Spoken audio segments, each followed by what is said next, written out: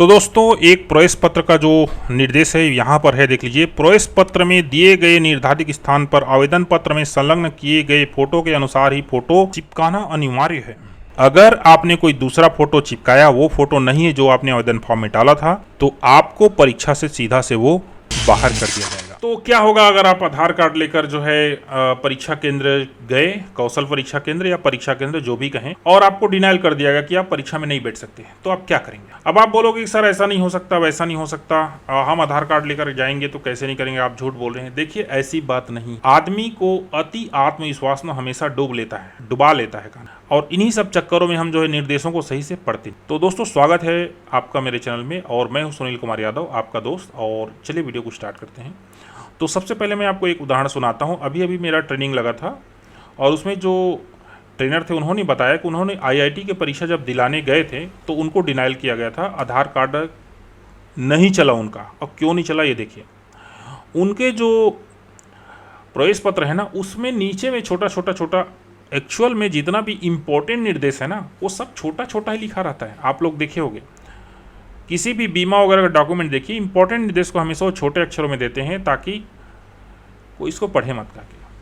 तो वहाँ पर वे आधार कार्ड लेकर गए, उनको डिनाइल कर दिया गया। कारण ये था कि प्रवेश पत्र में लिखा हुआ था कि आपका जो आईडी प्रूफ लाएंगे उसमें का डेटा और आपने जो फॉर्म भरा था उसमें का डेटा मैच करना चाहिए था।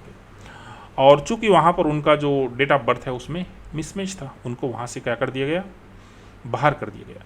दूसरा एग्जाम्पल देखिए, मैंने जो है सीजी सेट जो है ना उसका एग्ज़ाम दिलाने गया था बिलासपुर, और वहाँ पर एक लड़की के साथ हुआ ये था कि आधार कार्ड में जो फ़ोटो था और वो जो लड़की का फ़ोटो था बिल्कुल मैच नहीं कर रहा था। अब रीज़न कुछ भी हो सकता था, मेरे को ऐसा लगा कि वो लड़की ने जब फ़ोटो खिंचाया रहा होगा वो 9-10 साल पहले का रहा होगा।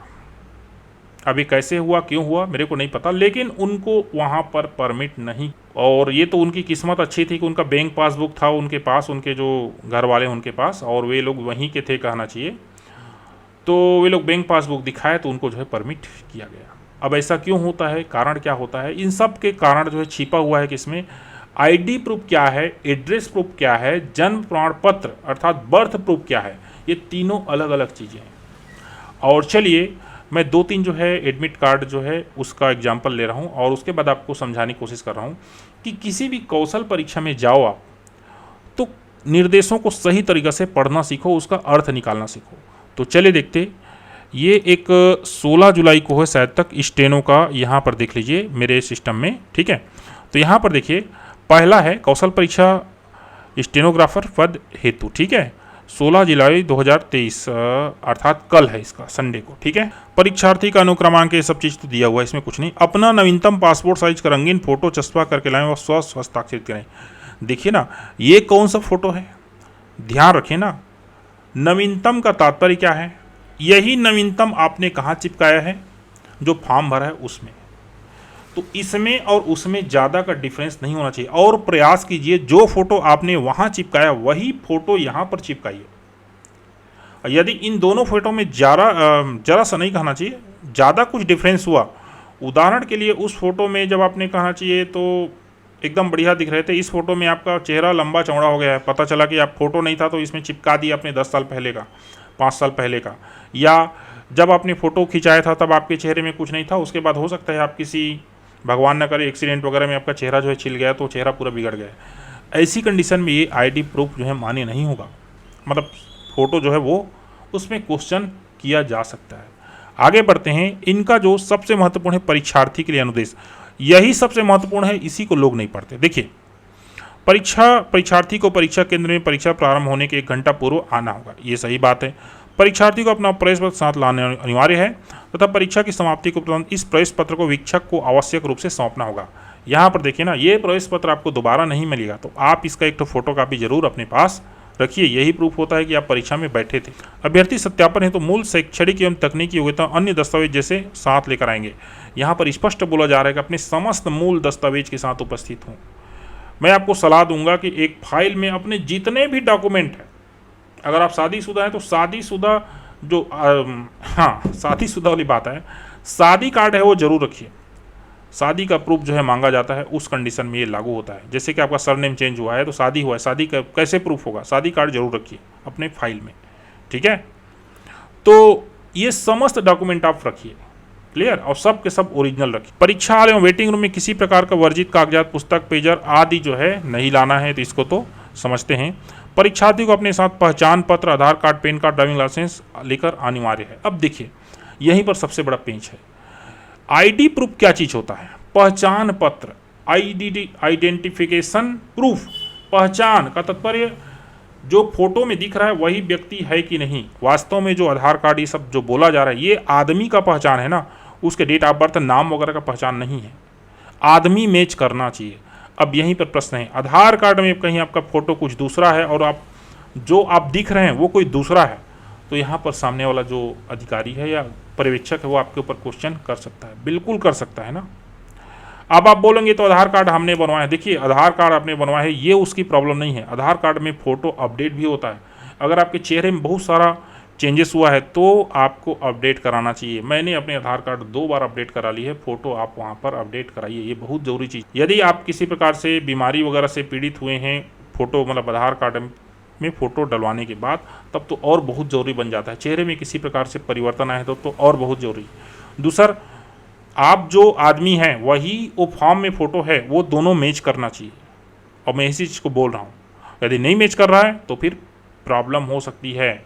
यहाँ ड्राइविंग लाइसेंस है, वोटर आईडी कार्ड है, पैन कार्ड है। वोटर आईडी कार्ड है तो कभी लेके मत जाओ, क्योंकि वोटर आईडी कार्ड में अब तो चूंकि कलर वाला आ रहा है तो बात अलग है।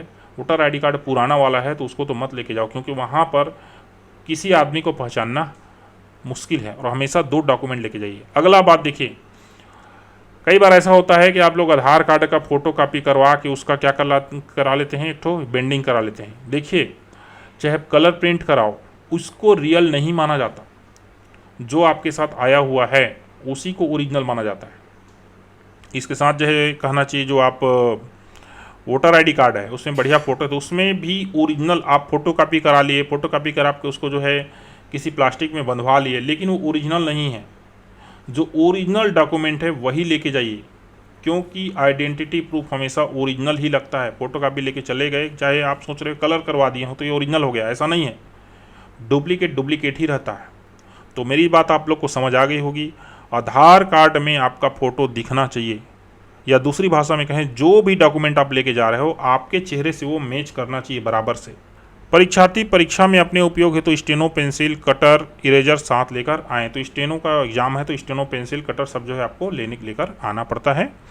परीक्षा के दौरान परीक्षक समिति के द्वारा दिए गए निर्देशों का पालन करना पड़ता है, ये तो स्पष्ट है।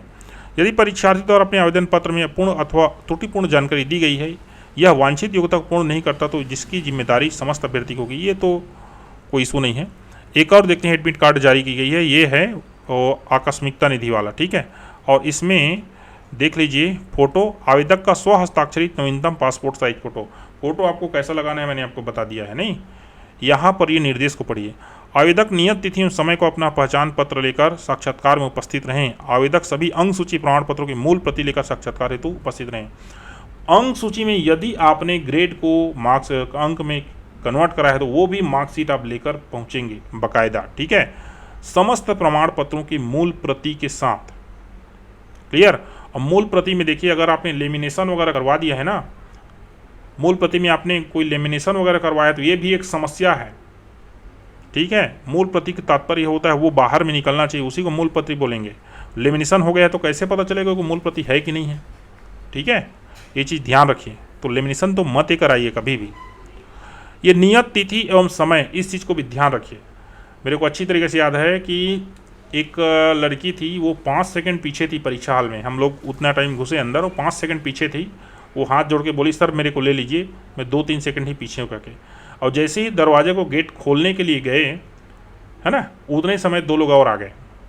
अब वो लोग भी बोलने लगे, इस तरह से उनको डिनाइल करना पड़ा। तो देखिए, अगर 9:30 बोला है और 9:30 आपकी घड़ी नहीं ना, उसकी घड़ी के अनुसार से वो 5 मिनट हो सकता है आगे हो, तो आपको 5 मिनट पहले पहुंचना पड़ेगा। तो नियत तिथि और समय से पहले पहुंचिए। ये मत सोचिए कि 2 मिनट का लेट हो जाएगा तो बहुत लेट नहीं हो जाएगा, ऐसा कुछ नहीं होता है। 1 मिनट का लेट हो जाए, 1 सेकंड का लेट होता है, लेट होता है। क्लियर।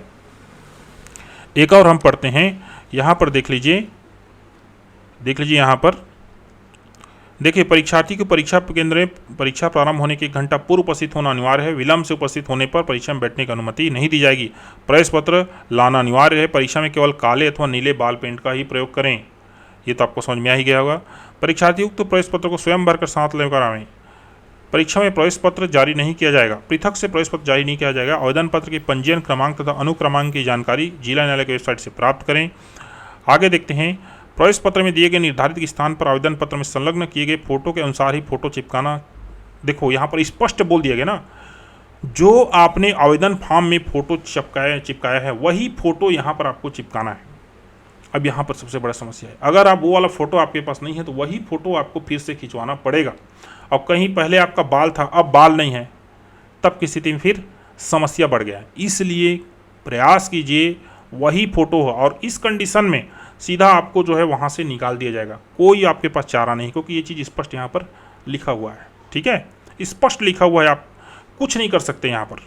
ठीक है, परीक्षार्थी अपने साथ आईडी प्रूफ की मूल प्रति लावें। देखिए, आईडी वही है ना जो आपके चेहरे को प्रमाणित करे कि वही आदमी ही का के जो फोटो में दिख रहा है सामने खड़ा है वही आदमी है। दोनों को मिलाने पर मैच खा रहा है, और कहीं मैच नहीं खा रहा है तो फिर वो आईडी प्रूफ मान्य नहीं होगा।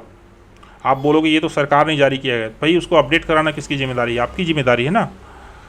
परीक्षार्थी प्रवेश पत्र में हस्ताक्षर केवल परीक्षा के दिन परीक्षा कक्ष में पर्यवेक्षक के समक्ष ही करें। आप पहले से हस्ताक्षर करके मत जाइए। प्रयास कीजिए इसका 2 कॉपी निकाल के जाइए। परीक्षा में सम्मिलित होने वाले उम्मीदवार परीक्षा तिथि को परीक्षा स्थल में कोविड-19 के संदर्भ में राज्य केंद्र द्वारा जारी समय समय पर दिशा निर्देशों के अधीन आवश्यक सुरक्षात्मक उपाय, मास्क, सैनिटाइजर का एवं सोशल डिस्टेंसिंग का पालन करते हुए परीक्षा स्थल में पहुंचे। मास्क वगैरह जरूर लेकर जाइए। ठीक है दोस्तों, और मैं अपनी तरफ से जोड़ रहा हूँ, जो परीक्षा आप जिस कौशल परीक्षा में उपस्थित हो रहे हैं ना, उसी के हिसाब से आप ड्रेसअप कीजिए, अपना ड्रेसिंग सेंस बनाइए। उदाहरण के लिए आप चपरासी या फिर आकस्मिकता निधि माली वगैरह उसके लिए परीक्षा दिलाने जा रहे हैं, आप एकदम सूट बूट पहन के जा रहे हैं, एकदम चश्मा टोपी लगाकर, ठीक है ना, गलत इंप्रेशन जाता है इससे। आप माली के लिए दे रहे हैं, माली जैसे होना चाहिए। प्लेन टी शर्ट पहनिए, नीचे जो है हो सकता है प्लेन जीन्स पहन सकते हैं, और ऑफिस चप्पल पहन के जाइए। चश्मा टोपी से तो दूर ही रहिए, इन मत कीजिए। लेकिन अगर सहायक ग्रेड 3 के लिए जा रहे हैं तो सहायक ग्रेड 3 के लिए आपको एक ऑफिस के कर्मचारी की तरह दिखना चाहिए। प्रयास कीजिए नीला या फिर जो गुलाबी कलर जो प्लेन शर्ट होता है इस टाइप से शर्ट पहनिए, और इन कीजिए। आपके पॉकेट में एक आधो पेन होना चाहिए, उसके साथ जो है आपको बढ़िया से एकदम ड्रेसअप होना चाहिए।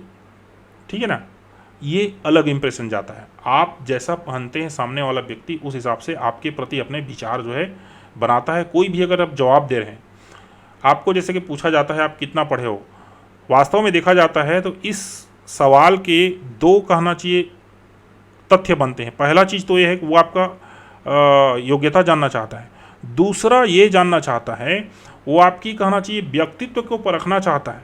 हो सकता है आप MA BA MSc BSc फलाना ढिकाना पूरा संसार गिन रहे हैं, इससे ये साबित होता है कि आप जो है ज़्यादा ही कहना चाहिए वाचाल हैं। तो इसलिए उतना ही बोलिए जितना कि पूछा जा रहा है, जवाब धीरे से दीजिए, ज़्यादा हकलाइए मत। तो ये सभी चीज़ें हैं जिसका आप ध्यान रखिए। और यदि आप हमारे एक मेंबर हैं चैनल के, तो किसी प्रकार से अगर कौशल परीक्षा में जा रहे हैं तो हम आपको एक बार गुड लक कहने या अपनी तरफ से जो है टिप्स आपको ज़रूर देते हैं। तो दोस्तों, वीडियो यहाँ तक देखने के लिए आप सभी का धन्यवाद। आपका कौशल परीक्षा बहुत अच्छा जाए और मेरी तरफ से शुभकामनाएं। Thank you.